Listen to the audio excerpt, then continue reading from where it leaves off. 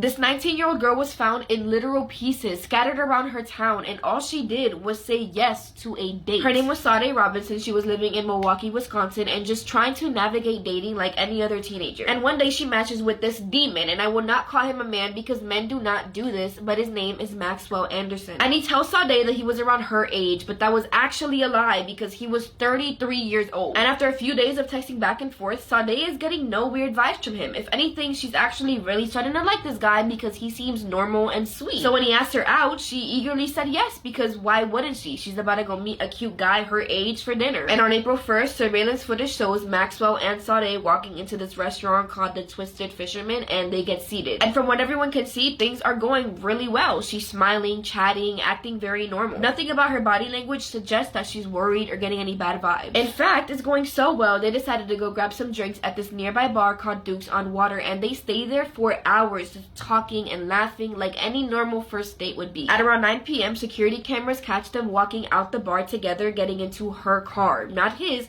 her car, and that becomes very important later. And then they head towards his apartment. Maxwell lived on the top floor of this duplex, and what happened in that apartment is truly horrifying, and it's something that we'll never fully know, but his phone tells us enough. This man had these disturbing photos of her. One of them was her laying on the couch face down and limp, and he's shirtless and she is clearly unconscious or worse. And after he was done doing God knows what to her, he waited until the next morning on April 2nd to try and secretly get rid of her body. He dragged her body into her own car and drove all the way to Warnemont Park. Surveillance footage shows the car circling around the same area multiple times, almost as if he was looking for somewhere discreet to get rid of her. And at around 4 a.m., Sade's phone location shows them arriving to another park. Maxwell drags her body out of the car, and for the next 2 hours, he stays there. And that's when he off her leg and threw it somewhere he thought no one was ever going to be able to find. Afterwards, he put the rest of her inside the car and drives to another spot that was really far from the park. My guess is he was trying to make it really difficult to even locate her body if he ever got caught, because if there's no body, then there really isn't a crime. He then drives to multiple spots around town, and from what we know, it was about 4 locations, but it could have been more. And at each location, he just cuts more and more of her off until she is completely unrecognizable. At some point, he then drives the car to another sketchy location and sets it on fire. He just walks away thinking he just got away with what he's done, but what he didn't know was that a witness happened to be there and saw this car engulfed in flames. They immediately called the police, explaining that they just saw a man get out of a car, toss a lighter into the front seat, and walk away like he didn't just set a car on fire. They said he was wearing a gray hoodie and a tan backpack, and later that morning, guess who was seen wearing a gray hoodie and a tan backpack? Maxwell Anderson, walking off the bus just a few blocks from his house like it's any other Tuesday. Around the same time, one of Sade's friends starts feeling like something is off. She's contacting Sade, but she's not answering her phone. And even worse, her boss found it very off that she didn't show up for work, because it's not like her to just do a no-show. So now people are really starting to panic, but before anyone could even file a missing persons report, it's already too late, because at 5:30 that evening, someone is walking through Warnemont Park, the same park that Maxwell just took Sade to hours earlier. So they walk closer and closer, and that's when they see it. It's a human leg just floating on the shoreline. I can't imagine just walking and seeing a leg. Like, what do you even do? Police immediately arrive to the scene and send the leg in for DNA testing, and unfortunately, it belonged to Sade Robinson. And because Maxwell was the last person to be seen with her, he was the last person to be driving her car, and now that same car is on fire,